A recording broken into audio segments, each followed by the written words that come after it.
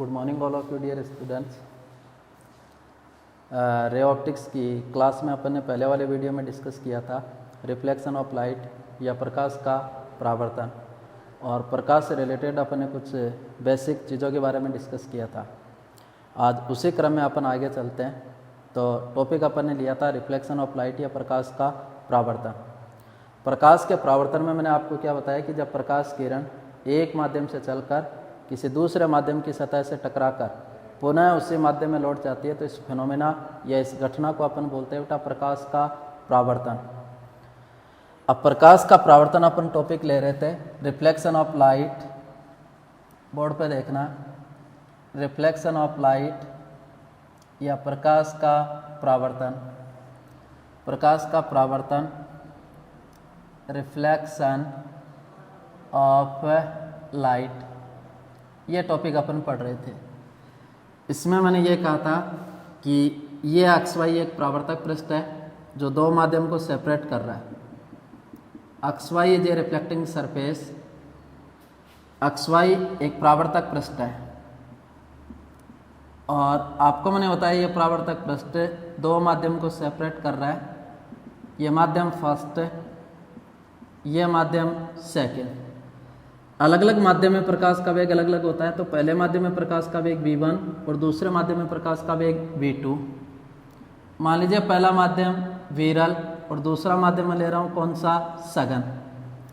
तो प्रकाश का परावर्तन अपन किसे कहते हैं कि जब प्रकाश किरण एक माध्यम से चलकर किसी दूसरे माध्यम की सतह से टकराकर पुनः उसी माध्यम में लौट जाती है तो इस घटना को अपन बोलते हैं प्रकाश का परावर्तन।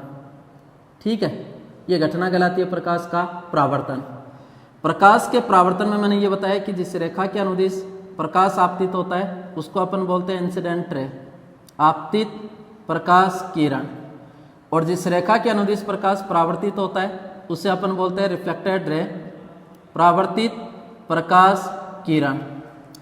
और जिस बिंदु पर यह प्रकाश आपतित होता है उस बिंदु पर खींचा गया लंब कहलाता है क्या, अभिलंब। इस आपतित प्रकाश किरण और अभिलंब के मध्य बनने वाला कोण कहलाता है कौन सा कोण, आपतन। और अभिलंब और परावर्तित प्रकाश किरण के मध्य बनने वाला कोण कहलाता है कौन सा कोण, परावर्तन। इसको किससे लिखा जाता है, R।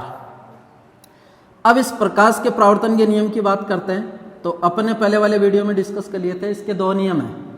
पहला नियम तो मैंने बताया कि आपतन कोण और परावर्तन कोण दोनों एक दूसरे के क्या होते हैं, तुल्य। तो आपतन कोण होता है वो परावर्तन कोण के तुल्य। दूसरा नियम अपन ने पढ़ा कि आपतित प्रकाश किरण, परावर्तित प्रकाश किरण और अभिलंब तीनों किस में स्थित होते हैं, एक ही तल में। यह प्रकाश के परावर्तन का दूसरा नियम था।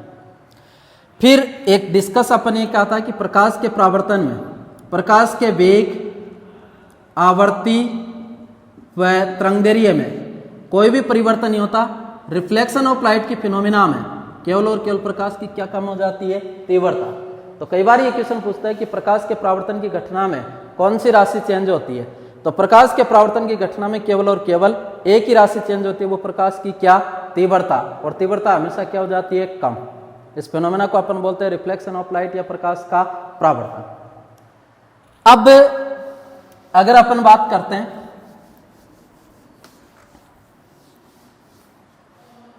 देखो,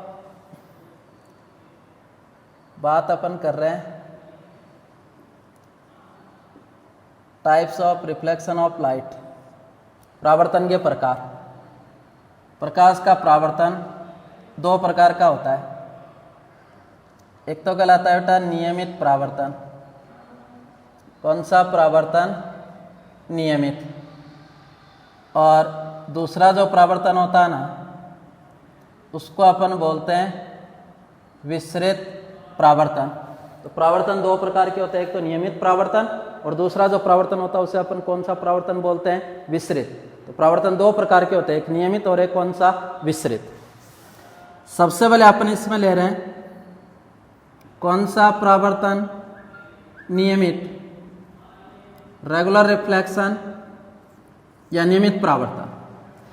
नियमित परावर्तन अपन किसे कहते हैं कि मान लीजिए चिकनी समतल सतह या प्लेन मिरर है कोई, ये कैसी सतह है, चिकनी समतल सतह।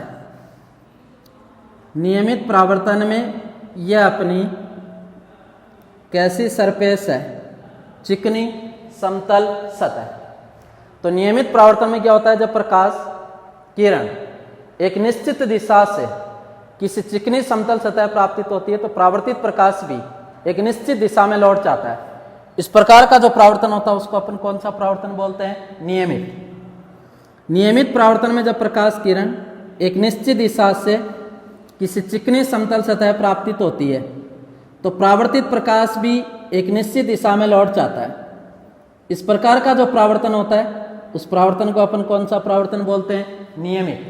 तो जब प्रकाश एक निश्चित दिशा से किसी चिकनी समतल सतह प्राप्त होता है तो परावर्तित प्रकाश एक निश्चित दिशा में लौट जाता है। इस प्रकार का परावर्तन अपना कहलाता है कौन सा परावर्तन?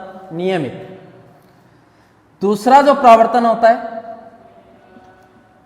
उसको अपन बोलते हैं विसरित परावर्तन। कौन सा परावर्तन? विसरित। विसरित परावर्तन में क्या होता है कि जब प्रकाश एक निश्चित दिशा से किसी टेढ़े मेढ़े खुरदरे पृष्ठ प्राप्त होता है तो यह एक टेढ़ा मेढ़ा खुरदरा पृष्ठ है। कैसा पृष्ठ है बेटा? खुरदरा, टेढ़ा मेढ़ा खुरदरा पृष्ठ है। जब प्रकाश एक निश्चित दिशा से किसी टेढ़े मेढ़े खुरदरे पृष्ठ प्राप्त होता है तो परावर्तित प्रकाश विभिन्न दिशाओं में फैल जाता है। परावर्तित प्रकाश विभिन्न दिशाओं में फैल जाता है। इस प्रकार का जो परावर्तन होता है उसे कौन सा परावर्तन कहते हैं? विसरित। कौन सा परावर्तन? विसरित। तो नियमित परावर्तन में प्रकाश की तीव्रता ज्यादा होती है जबकि विसरित परावर्तन में प्रकाश की तीव्रता क्या हो जाती है? कम। नियमित परावर्तन में परावर्तित प्रकाश को एक निश्चित दिशा से देखा जा सकता है जबकि विसरित परावर्तन में परावर्तित प्रकाश को एक निश्चित दिशा से देखना संभव नहीं है क्योंकि इसमें विभिन्न दिशाओं में फैल जाता है। तो परावर्तन कितने प्रकार के होते हैं? दो। एक तो नियमित और दूसरा कौन सा? विसरित। नियमित परावर्तन में हमने बताया कि जब प्रकाश एक निश्चित दिशा से किसी चिकनी समतल सतह प्राप्त होता है तो परावर्तित प्रकाश भी एक निश्चित दिशा में लौट जाता है। इस प्रकार का जो परावर्तन होता है उसे कौन सा परावर्तन बोलते हैं? नियमित। जबकि प्रकाश किसी टेढ़े मेढ़े खुरदरे पृष्ठ प्राप्त होता है तो परावर्तित प्रकाश विभिन्न दिशाओं में फैल जाता है। इस प्रकार का जो परावर्तन होता है उसे कौन सा परावर्तन कहते हैं? विसरित। तो परावर्तन अपने दो प्रकार के होते हैं, एक तो नियमित और एक परावर्तन कौन सा होता है? विसरित। अब देखो ये परावर्तन अपने दो प्रकार के ले लिए, एक तो नियमित और दूसरा कौन सा होता है? विसरित। अब अपन डिस्कस कर रहे हैं। देखो परावर्तन में डेविएशन एंगल, विचलन कोण। प्रकाश के परावर्तन में अपन विचलन कोण निकाल रहे हैं और विचलन कोण को लिखा जाता है किससे? डेल्टा। तो प्रकाश के परावर्तन में विचलन कोण ज्ञात करने का क्या सूत्र होता है? यह एक परावर्तक पृष्ठ है अक्ष वाई जो दो मीडियम को सेपरेट कर रहा है। ये वाला माध्यम फर्स्ट है और ये अपन ले रहे हैं माध्यम सेकंड। दो माध्यम। जब प्रकाश एक माध्यम से चलकर दूसरे माध्यम की सतह से टकराकर पुनः उसी माध्यम में लौट जाता है तो इस घटना को अपन बोलते हैं प्रकाश का परावर्तन। और जिस बिंदु पर यह प्रकाश आपतित होता है उस बिंदु पर खींचा गया लंब अपन सबको होता है क्या कहलाता है? अविलंब। ठीक है। आपतित प्रकाश किरण और अविलंब के मध्य बनने वाला कोण कहलाता है कौन सा कोण? आपतन। अविलंब और परावर्तित प्रकाश किरण के मध्य बनने वाला कोण कहलाता है कौन सा कोण? परावर्तन। और परावर्तन कोण को अपन किससे लिखते हैं? आर। विचलन कोण अपन किसे कहते हैं? कि प्रकाश किरण के प्रारंभिक पथ की दिशा और अंतिम पथ की दिशा के टकराने के बाद कितने कोण से मुड़ गए। कि प्रकाश किरण परावर्तक पृष्ठ से टकराने के बाद जितने कोण से मुड़ जाती है उस कोण को अपन बोलते हैं डेविएशन कोण, डेविएशन एंगल या कौन सा कोण? विचलन। या अपन ये कह सकते हैं कि प्रकाश किरण के प्रारंभिक पथ की दिशा और अंतिम पथ की दिशा के मध्य का जो कोण होता है उसको अपन कौन सा कोण बोलते हैं बेटा? विचलन। तो प्रकाश के परावर्तन में अपन को विचलन कोण ज्ञात करना। अब प्रकाश के परावर्तन में विचलन कोण ज्ञात करने के लिए आपको मैं बता रहा हूं ये तो इस प्रकाश किरण के किस पथ की दिशा? प्रारंभिक। और ये परावर्तन के बाद की दिशा है।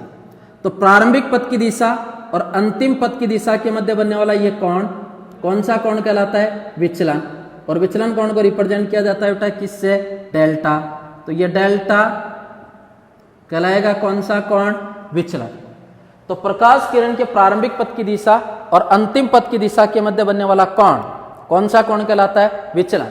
और विचलन कोण को किससे लिखा जाता है, डेल्टा। अपन को ये प्रकाश के परावर्तन में विचलन कोण ज्ञात करना, ठीक है। अब विचलन कोण ज्ञात करने के लिए अपन को पता है कि यहां से लेकर यहां तक का कोण चाहिए अपन को, लेकिन अपन सब जानते हैं कि एक सरल रेखा में बनने वाला कोण कितने डिग्री का होता है, 180। तो एक स्ट्रेट लाइन या सरल रेखा में बनने वाला एंगल होता है कितने डिग्री का, 180, 180 डिग्री का। अपन को चाहिए यहां से लेकर यहां तक का, तो इसमें से इसको घटा दो बेटा। तो डेल्टा में से मैं किसको घटा दो बेटा, I प्लस R। तो प्रकाश के परावर्तन में कौन सा कोण, विचलन, विचलन कोण को लिखा जाता है बेटा डेल्टा। एक सरल रेखा में बनने वाला कोण होता है कितने डिग्री का, 180। तो delta is equal to 180 degree. और अपन को चाहिए यहां से लेकर यहां तक का, तो इसमें से ये एंगल घटा दूं और ये कुल एंगल हो गया बेटा I प्लस R। तो माइनस I प्लस क्या लिखूं, R। लेकिन from the laws of reflection, परावर्तन के नियम से, और परावर्तन के नियम से अपन लिख सकते हैं angle of incidence is equal to angle of reflection. तो I की वैल्यू होगी वो इक्वल होगी किसके, R। जैसे R की जगह I पुट करूं तो deviation angle delta is equal to 180 degree minus I plus R, और R की जगह भी मैं क्या लिख सकता हूं, I। यहां से अगर प्रकाश के परावर्तन में विचलन कोण ज्ञात करते हैं तो delta is equal to 180 degree minus कितना, 2I। इस सूत्र की सहायता से अपन प्रकाश के परावर्तन में कौन सा कोण ज्ञात कर सकते हैं बेटा, विचलन। तो विचलन कोण ज्ञात करने का सूत्र होता है बेटा delta is equal to 180 degree minus कितना, 2I। लेकिन यहाँ एक बार परावर्तन हो रहा है कि दो बार, एक बार। तो ये एकल परावर्तन है, सिंगल रिफ्लेक्शन, या कौन सा परावर्तन है बेटा, एकल। तो एकल परावर्तन में विचलन कोण ज्ञात करने का सूत्र होता है delta is equal to 180 degree minus कितना, 2I। I यहाँ कौन सा कोण है, आपतन। और परावर्तन के नियम से बताओ I की जगह क्या भी लिख सकता हूं, R। तो एकल परावर्तन में विचलन कोण ज्ञात करने का सूत्र ये भी हो सकता है बेटा delta is equal to 180 degree minus कितना, 2R। जब परावर्तन कोण दिया गया, जब आपतन कोण दिया गया तो ऊपर वाले सूत्र से निकालेंगे। तो प्रकाश के परावर्तन में विचलन कोण का सूत्र होता है बेटा delta is equal to 180 degree minus 2I। Simple सा न्यूमेरिकल दे देगा कि प्रकाश के परावर्तन में प्रकाश किरण का आपतन कोण 30 डिग्री है।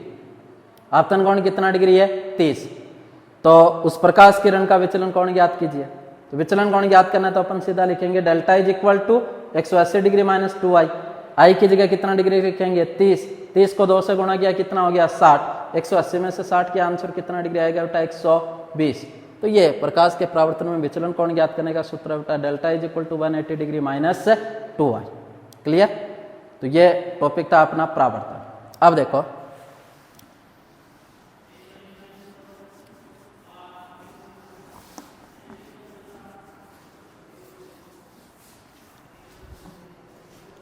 आगे देखना बेटा, कुछ इंपॉर्टेंट पॉइंट लिख रहा हूं मैं, परावर्तन से रिलेटेड कुछ इंपॉर्टेंट पॉइंट लिख रहा हूं। पहला पॉइंट, प्रकाश के परावर्तन में, प्रकाश के परावर्तन में वेग, आवृत्ति व तरंगदैर्घ्य में, प्रकाश के परावर्तन में प्रकाश के वेग, आवृत्ति व तरंगदैर्घ्य में कोई भी परिवर्तन नहीं होता है, कोई भी परिवर्तन नहीं होता है। तो प्रकाश के परावर्तन में याद रखना बेटा, प्रकाश की आवृत्ति, वेग व तरंगदैर्घ्य में कोई भी परिवर्तन नहीं होता है। केवल प्रकाश की क्या चेंज हो जाती है बेटा, तीव्रता। केवल प्रकाश की इंटेंसिटी या प्रकाश की तीव्रता परिवर्तित होती है, प्रकाश की तीव्रता परिवर्तित होती है तथा तीव्रता क्या हो जाती है, कम हो जाती है। तो ये देख, तो ये पॉइंट याद रखना कि प्रकाश के परावर्तन में प्रकाश के वेग, आवर्ती व तरंगदैर्घ्य में कोई भी परिवर्तन नहीं होता। केवल और केवल प्रकाश की क्या चेंज होती है, तीव्रता। एक बार बोर्ड एग्जाम में ये क्वेश्चन पूछा गया है कि प्रकाश के परावर्तन में निम्न में से कौन सी राशि परिवर्तित होती है, आवर्ती, वेग, तरंगदैर्घ्य, तीव्रता। तो केवल और केवल चेंज होगी बेटा क्या, तीव्रता। दूसरा पॉइंट आपको मैं बता रहा हूं, जब प्रकाश किरण का परावर्तन, जब प्रकाश किरण का परावर्तन सघन माध्यम से होता है, किस माध्यम से होता है, सघन। तो जब प्रकाश का परावर्तन सघन माध्यम से होता है तो उसके क्लांतर में, कलाकोणों का अंतर क्या कहलाता है, क्लांतर। उसके क्लांतर में पाई या 180 डिग्री का परिवर्तन होता है। उसके क्लांतर में कितने का परिवर्तन हो जाता है बेटा, पाई या 180 डिग्री। तो जब प्रकाश किरण का परावर्तन किसी सघन माध्यम से होता है तो उस प्रकाश किरण के क्लांतर में कितने का परिवर्तन हो जाता है, 180 पाई या 180 डिग्री का हो जाता है। तीसरा पॉइंट इसको समझना, ये एक परावर्तक पृष्ठ है XY, ये दो मीडियम को सेपरेट कर रहा है, ठीक है। ऊपर मीडियम फर्स्ट है, नीचे मीडियम कौन सा, सेकंड। जब प्रकाश किरण एक माध्यम से दूसरे माध्यम की सतह पर लंबवत आपतित होती है, कैसी आपतित होती है, लंबवत। तो जब प्रकाश किरण एक माध्यम से दूसरे माध्यम की सतह पर लंबवत आपतित होती है, अर्थात जब प्रकाश किरण अविलंब के अनुदिश परावर्तक पृष्ठ पर आपतित होती है तो परावर्तन के पश्चात पुनः उसी पथ का अनुसरण करती है। तो जब प्रकाश किरण एक माध्यम से चलकर दूसरे माध्यम की सतह पर अविलंब के अनुदिश आपतित होती है तो परावर्तन के पश्चात पुनः उसी पथ का अनुसरण करती है, उसी पथ का अनुसरण करती है। इस स्थिति में I का मान भी कितना, 0, R का मान भी कितना, 0, लेकिन डेल्टा का मान कितना डिग्री होता है बेटा, 180। तो जब प्रकाश किरण एक माध्यम से दूसरे माध्यम की सतह पर अगर अविलंब के अनुदिश आपतित होती है तो परावर्तन के पश्चात पुनः उसी पथ का अनुसरण करती है, अर्थात इस स्थिति में I का मान भी 0 होता है, R का मान भी 0 होता है, लेकिन विचलन कोण डेल्टा का मान कितना डिग्री होता है बेटा, 180। यह टॉपिक था अपना रिफ्लेक्शन ऑफ लाइट या प्रकाश का परावर्तन। अब देखो,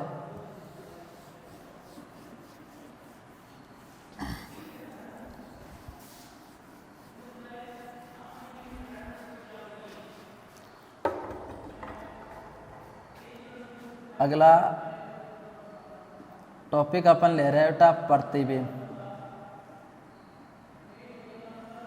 प्रतिबिंब को अपन इंग्लिश में बोलते हैं बेटा इमेज। तो टॉपिक अपन ले रहे हैं बेटा प्रतिबिंब या इमेज।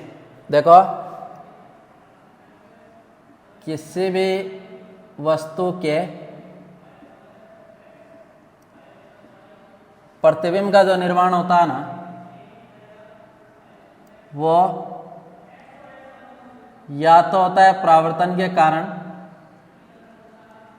या किसके कारण होता है, अपवर्तन। तो किसी भी वस्तु के प्रतिबिंब का निर्माण होता है वो या तो परावर्तन के कारण या किसके कारण होता है, अपवर्तन। परावर्तन होता है बेटा किसके द्वारा, दर्पण। दर्पण का मतलब किसके कारण, मिरर। और अपवर्तन किस की वजह से होता है, लेंस से भी अपवर्तन होता है। स्फेरिकल सरफेस, गोलीय पृष्ठ से भी अपवर्तन होता है। और प्रिज्म के द्वारा भी प्रकाश का क्या होता है, अपवर्तन। तो किसी भी वस्तु के जो प्रतिबिंब का निर्माण होता है, वो प्रतिबिंब का निर्माण होता है वो या तो परावर्तन के कारण या किसके कारण होता है, अपवर्तन। तो परावर्तन या अपवर्तन के कारण प्रतिबिंब का निर्माण होता है। जब किसी वस्तु से जाने वाली प्रकाश किरणें किस पर आपतित होती है? दर्पण। तो दर्पण पर आपतित होगी तो वो क्या होगी? परावर्तित। और लेंस पर आपतित होगी तो उससे वो क्या होगी? अपवर्तित। क्योंकि लेंस से फिनोमेना होती है रिफ्रैक्शन ऑफ लाइट, अपवर्तन की, जबकि दर्पण से फिनोमेना होती है किसकी? परावर्तन की। तो जब किसी भी वस्तु से जाने वाली प्रकाश किरणें दर्पण पर आपतित होगी तो परावर्तित होगी, और लेंस पर आपतित होगी तो क्या? अपवर्तित। तो जब किसी वस्तु से जाने वाली प्रकाश किरणें कहीं से परावर्तन और वह कहीं से अपवर्तन के पश्चात या तो किसी बिंदु पर वास्तव में मिलती है या उस बिंदु पर मिलती भी क्या होती है? प्रतीत। तो जिस बिंदु पर वास्तव में मिलती है या मिलती भी प्रतीत होती है, उस बिंदु पर वस्तु की उपस्थिति की अनुभूति होती है, जिसे अपन उस वस्तु का क्या बोलते हैं बेटा? प्रतिबिंब। उस वस्तु का क्या बोलते हैं? प्रतिबिंब। तो सुनना देखो, प्रतिबिंब अपन किसे कहते हैं? कि जब किसी वस्तु से जाने वाली प्रकाश किरणें कहीं से परावर्तन व अपवर्तन के पश्चात, कहीं से परावर्तन व अपवर्तन के पश्चात किसी बिंदु पर किसी बिंदु पर वास्तव में मिलते हैं या मिलते हुई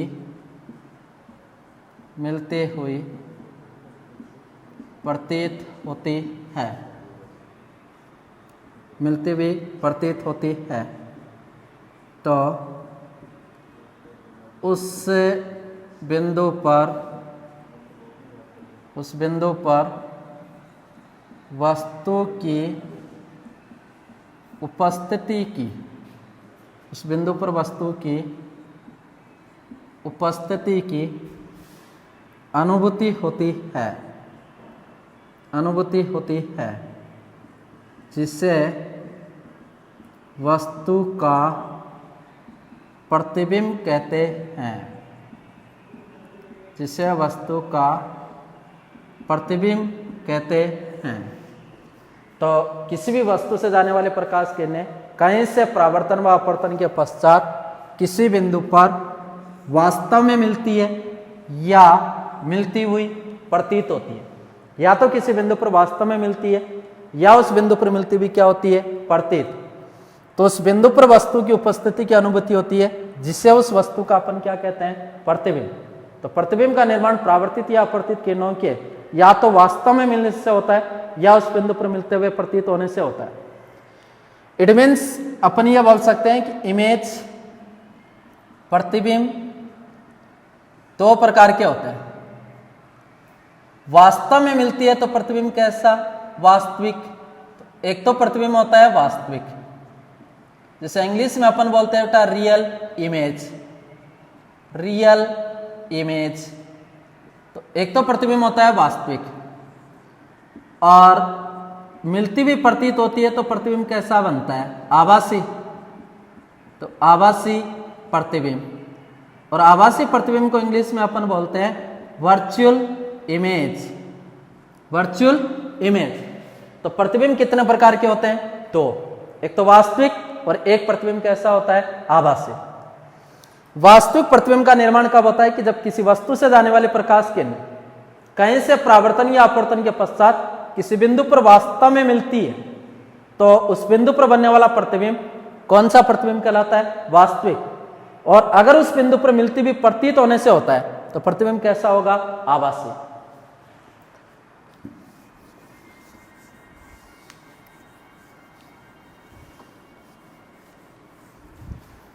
देखो, प्रतिबिंब दो प्रकार के, एक तो मैंने बताया वास्तविक प्रतिबिंब,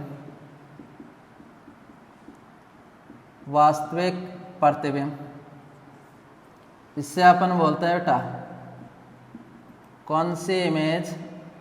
रियल। जब प्रतिबिंब का निर्माण, जब प्रतिबिंब का निर्माण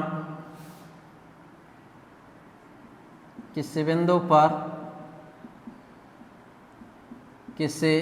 पर परावर्तित व अपवर्तित किरणों के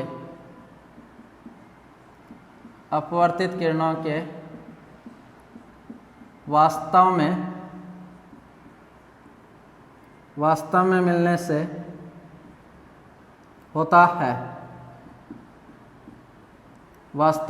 से होता है, तो इससे वास्तविक प्रतिबिंब कहते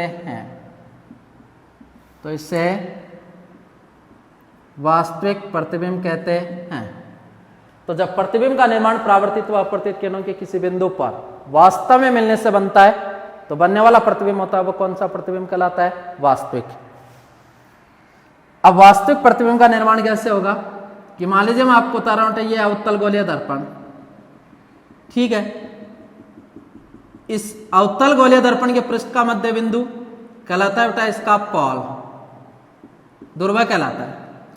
अवतल गोलीय दर्पण जिस खोखले गोले का भाग उसका केंद्र, इसका कहलाता है वक्रता केंद्र, और ध्रुव और वक्रता केंद्र को मिलाने वाली अक्ष इसकी कहलाती है मुख्य अक्ष। अब मान लीजिए एक वस्तु ए बी मुख्य अक्ष पर वक्रता केंद्र और किसके मध्य स्थित है? अनंत। ए बी के बीच सिरे से एक प्रकाश किरण मुख्य अक्ष के समानांतर जाकर दर्पण के इस बिंदु पर आपतित हो रही है, तो यहां से परावर्तन के पश्चात वह हमेशा गुजरती है किस फोकस से? मुख्य फोकस। तो यह आपतित किरण, ये कौन सी किरण? परावर्तित। ए बी के बीच सिरे से एक प्रकाश किरण मुख्य फोकस से दर्पण के इस बिंदु पर आपतित हो रही है, परावर्तन के पश्चात ये मुख्य अक्ष के क्या हो जाएगी? समांतर। तो ये परावर्तित किरण और ये परावर्तित किरण इस बिंदु पर वास्तव में मिल रही है कि मिलती हुई प्रतीत हो रही है? वास्तव में। और वास्तव में मिलने के कारण यह प्रतिबिंब कैसा बनेगा? वास्तविक। तो इस वस्तु ए बी का प्रतिबिंब होगा बेटा ए डैश और क्या? P dash. वास्तविक प्रतिबिंब होता है वो सदैव कैसा बनता है? उल्टा। वास्तविक प्रतिबिंब सदैव कैसा बनता है? उल्टा। एक चीज और बता दूं कि वास्तविक प्रतिबिंब होता है उसको कभी भी किस पर, वास्तविक प्रतिबिंब को किस पर प्राप्त किया जा सकता है? पर्दे पर। जबकि आभासी प्रतिबिंब होता है उसको पर्दे पर प्राप्त नहीं किया जा सकता। तो वास्तविक प्रतिबिंब अपन किसे कहते हैं कि जब प्रतिबिंब का निर्माण किसी बिंदु पर परावर्तित व अपवर्तित किरणों के वास्तव में मिलने से बनता है, तो बनने वाला प्रतिबिंब कौन सा प्रतिबिंब कहलाता है? वास्तविक। वास्तविक प्रतिबिंब को किस पर प्राप्त किया जा सकता है? पर्दे पर। और वास्तविक प्रतिबिंब सदैव कैसा बनता है? उल्टा। वहां देखो प्रतिबिंब कैसा है? उल्टा। तो वास्तविक प्रतिबिंब सदैव कैसा होता है? उल्टा।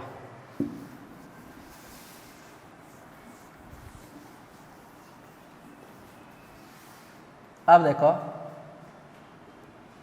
दूसरा आभासी प्रतिबिंब, इसको अपन बोलते हैं बेटा वर्चुअल इमेज। कौन सी इमेज? वर्चुअल। जब प्रतिबिंब का निर्माण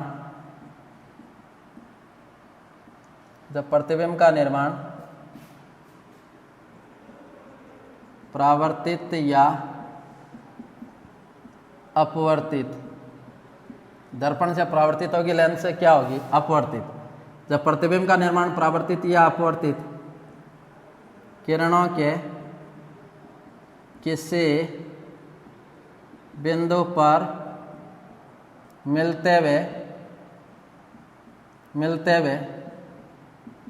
प्रतीत होने पर, जब प्रतिबिंब का निर्माण परावर्तित या अपवर्तित किरणों के किसी बिंदु पर मिलते हुए प्रतीत होने पर होता है, तो इसे आभासी प्रतिबिंब कहते हैं। तो इसे कौन सा प्रतिबिंब कहते हैं? आभासी। तो जब किसी वस्तु से जाने वाले प्रकाश की किरण से परावर्तन या अपवर्तन के पश्चात किसी बिंदु पर मिलते हुए प्रतीत होती है, तो उस बिंदु पर बनने वाला प्रतिबिंब होता है वो कौन सा प्रतिबिंब कहलाता है? आभासी। आभासी प्रतिबिंब होता है वो सदैव कैसा बनता है बेटा? सीधा। तो वास्तविक प्रतिबिंब होता है वो सदैव कैसा बनता है? सॉरी, आभासी प्रतिबिंब होता है वो सदैव कैसा बनता है? सीधा। जबकि वास्तविक प्रतिबिंब होता है वो सदैव कैसा बनता है? उल्टा।